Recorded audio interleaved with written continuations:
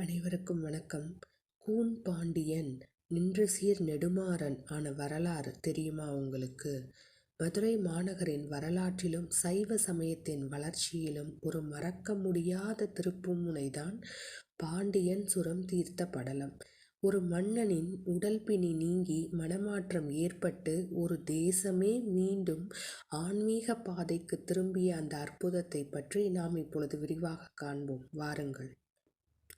சைவத்தின் வீழ்ச்சியும் மங்கையர்க்கரசியின் கவலையும் அக்காலத்தில் மதுரையை ஆண்ட கூன் பாண்டியன் சமண மதத்தின் மீது ஈர்ப்பு கொண்டு அதனை பின்பற்றத் தொடங்கினார். மன்னன் எவ்வழியோ மக்கள் அவ்வழி. மதுரையில் சைவம் நலிவடைந்தது. சொக்கநாதர் பெருமானின் ஆலயம் வழிபாடின்றி வெறிச்சோடியது. இதனால் மனவேதனை அடைந்த அரசியார் மங்கையர்க்கரசியாரும் அமைச்சர் குலச்சிறையாரும் சிவபெருமானிடம் முறையிட்டார்.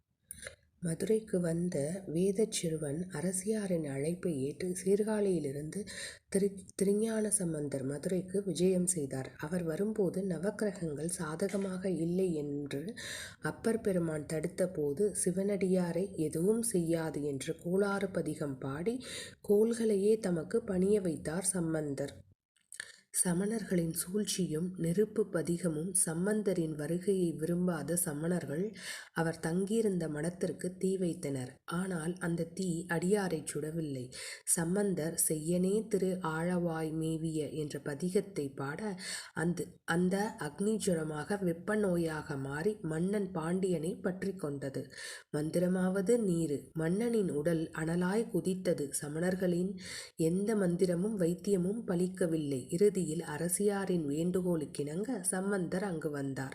மந்திரமாவது நீரு வானவர் மேலது நீரு என்ற பதிகத்தை பாடி ஆலவாய் அண்ணலின் திருநீற்றை மன்னனின் உடலில் பூசினார். அடுத்த நொடியே அனலாய் குதித்த உடல் ஜுரம் நீங்கி குளிர்ந்தது. கூன் நிமிர்ந்த அற்புதம். உடல் பிணி நீங்கியதுடன் மற்றொரு மகா அதிசயம் நிகழ்ந்தது. பிறவியிலே முதுகில் கூன் கொண்டிருந்த பாண்டிய மன்னன் திருநீற்றின் மகிமையால் உடல் நேராகி நிமிர்ந்து நின்றார். கூன் பாண்டியன் என்ற பெயர் மறைந்தது. நின்ற சீர் நெடுமாறன் என்று பெரும் புகழை அடைந்தார். சைவ மறுமலர்ச்சி ஏற்பட்டது. ஒரு தனி மனிதன் அரசியின் முயற்சியால் உறுதியான பக்தியால் ஒரு நாடே மீண்டும் நல்வழிக்கு திரும்பியது. இன்றும் மதுரையில் இந்த நிகழ்வு திருவிழாவாக கொண்டாடப்படுகிறது. இந்த வரலாற்றின் மூலம் நாம் தெரிந்து கொள்வது இறைவனை துதிப்பவர்களுக்கு நவக்கிரகங்கள் கூட தொல்லை தராது. மருந்தாலும் தீர்க்க முடியாத நோயை தீர்க்கும் வல்லமை இறைவனின் திருநீற்றுக்கு உண்டு. ஆகவே நாமும் திருநீற்று பதிகத்தை ஓதுவோம். நின்ற சீர் நெடுமாறன்